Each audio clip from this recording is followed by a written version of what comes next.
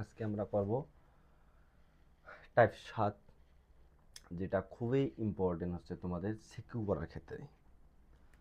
এখানে দেখো binary, octal, hexadecimal, এগুলো থেকে যখন আমরা ডেসিমাল করব তখন কি করব, নিজ নিজ বেস দ্বারা গুণ করতে হবে।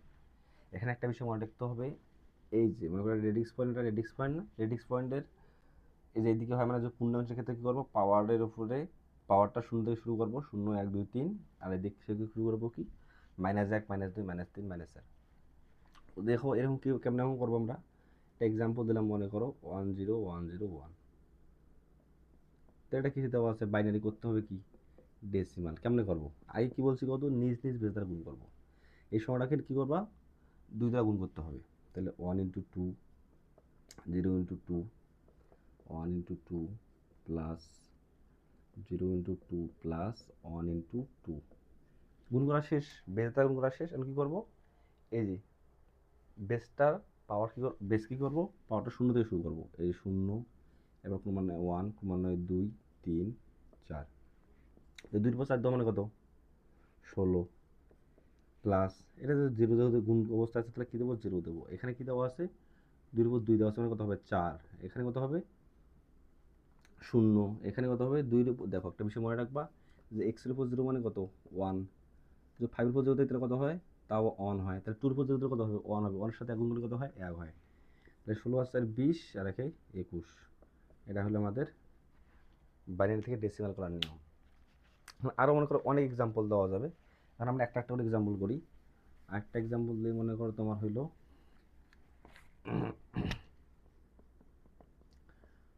1 2 3 দিলাম, এটা একটা অক্টাল নাম্বার। এরপর করবো ডেসিমাল করবো, কেমন করবো, আগে বেস দ্বারা গুণ করবো। 1 × তাহলে বেস কত 8, তাহলে 1 × 8 প্লাস 2 × 8 প্লাস 3 × 8। বেস দ্বারা গুণ করা শেষ।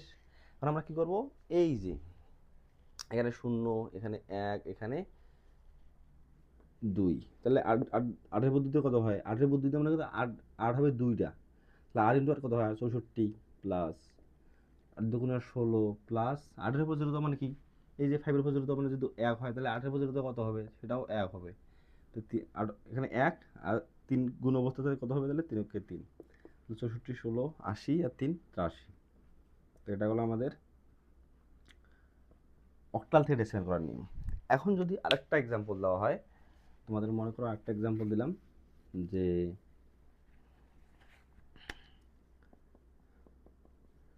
দিলাম 4E দিলাম, কত অবস্থায় আছে, এটা 16, করতে হবে কি হেক্সাডেসিমাল। তাহলে কী করবা, 4 × 16 বেশ দ্বারা গুণ, প্লাস ই মানে কত 14, 14 × 16, তাহলে শেষে কী করবো 0, তারপরে এখানে 1, 4 16 কত হয় 64। এখানে দেখো তো 16 উপর 0 মানে কি, 16 উপর 0 মানে কি 1, তাহলে 1 এর সাথে 14 গুণ করলে কত হয়, 14 হয়। কত হয় তাহলে 64 আর 16 78। তো এটা হলো আমাদের হেক্সাডেসিমাল থেকে ডেসিমাল করার নিয়ম। এখন আমরা কি করব, আরেকটা অঙ্ক করলাম, করি দেখি। সব করলাম কি পূর্ণাংশের ক্ষেত্রে, এখন একটা ভগ্নাংশ দিয়ে করি, এই কত আসে। আমি একটা অঙ্ক দিলাম, তোমাকে হইল 101.101, এটা একটা বাইনারি নাম্বার, করবো আমরা কি ডেসিমাল। তাহলে কেমনে করবো দেখো, আগে কি করবো, বেস দ্বারা গুণ করবো। বেস দ্বারা গুণ করো, তাহলে 1 × 2 প্লাস 0 × 2 প্লাস 1 × 2 প্লাস 1 × 2। দেখো সবগুলোতে গুণ করা শেষ।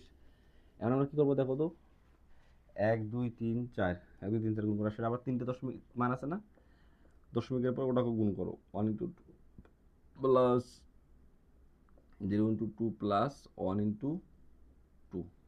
এখন দেখো তো 1 2 3 4, তাহলে কী করবো, এখানে 0, তারপর 1, তারপর 2, তারপর 3। এখন দশমিকের পরে 3টা মান আছে না, তো আমরা এখানে -1 থেকে শুরু করবো, -1 -2 -3। এখন কাজ শেষ, আমাদের হিসেব করে কত হয় 8, এটা হচ্ছে 0, এটা হচ্ছে 2, এটা হচ্ছে 1, প্লাস একটা বিষয় ভালো করে মনে মনে শেখাই, এটা ম্যাথমেটিক্যাল টার্ম। দেখো যদি আমাদের এক্স ইনভার্স 1 হয় তাহলে কী হবে মানটা, 1/x⁴ 1। যদি এক্স ইনভার্স 2 হয় মানটা হবে 1/x⁴। এখন কথা হলো যদি আমাদের 5⁻³ হয় তাহলে কত হবে 1/5 এর উপরে 3। এটা হলো আমাদের বেসিক নিয়ম।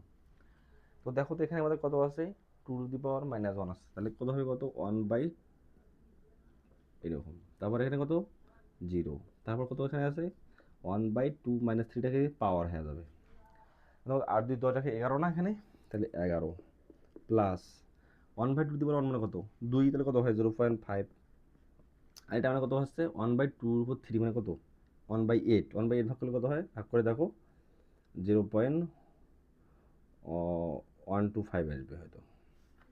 এখন সবগুলো যোগ করো 11.625, এটাই হলো আমাদের